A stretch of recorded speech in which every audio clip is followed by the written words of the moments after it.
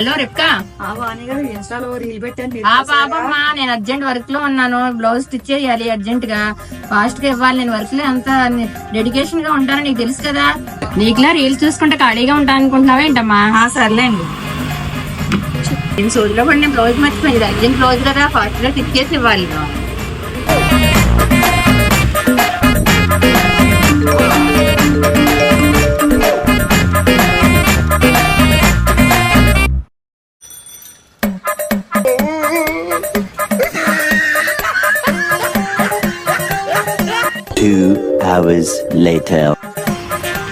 అమ్మో ఇప్పుడు ఫోన్ చేసేస్తుంది.